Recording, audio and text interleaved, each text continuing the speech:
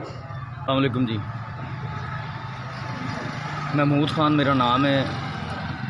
रिहायशी हाँ लाहौर गुलशन अभी ननारियां दा ते FA का जोड़ा ना स्टूडेंट रहा MA कॉलेज दे विच। नौकरी ना मिलन के सबब जलील होंदा रहा, नौकरी नहीं मिलती रही। थक हार के जोड़ा ना मैं रिक्शा चलाना शुरू किया। मेरा रोज़ी रोज़गार जोड़ा ना जरिया मुआश मेरा रिक्शा है। मैं हाल दे विच मेरी वालदा फोत है 1 महीना पहले, तो मेरे को कुछ असासा है सी कि मैं जोड़ा अपने रिक्शे के टायर वगैरह चेंज करवा ला। हुक्म रब्बी के वो पैसे मैनू अपनी वालदा के कफन दफन से लाने पै गए। वालदा की फौतगी तो बाद जनाब हैंड टू माउथ बंदा हो गया।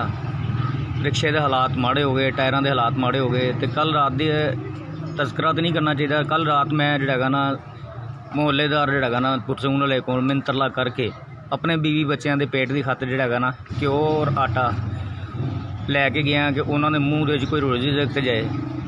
मेरा अल्लाह के अलावा आसरा कोई नहीं है, गरीब बंदा वहाँ। मेरे टायरों के हालात यह हो गए हैं कि हर चौंक से जोड़ा ना टायर पंक्चर हो जाता है।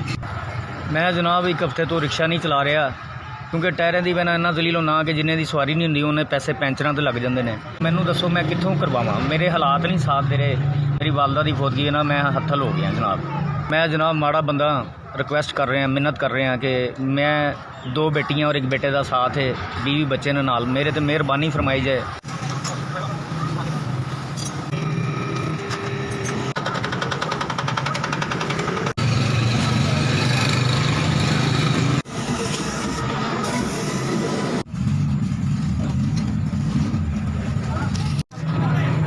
जिस साहब ने भी मेरी मदद की, मेरे बीवी बच्चे की मदद की, अल्लाह ताला उन्होंने ज़िंदगी तंदुरुस्ती अता फरमाए, उन्होंने कहलो अयाल की खैर फरमाए, उन्होंने खैर और बरकत अता फरमाए। पाक अल्लाह ताला तुहाडी बहुत मेहरबानी। मैं शुक्रगुजार हाँ, दिलों शुक्रगुजार हाँ तुहाडा।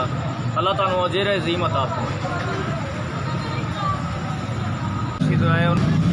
जिन्होंने भी मेरी मदद की है, मेरे रिक्शे के टायर बदली करवाने, अल्लाह ताला उन्होंने खैर बरकत अता फरमाए, ज़िंदगी तंदुरुस्ती दे, उन्होंने हर नेक और जायज़ चीज़ खैर बरकत अता फरमाए।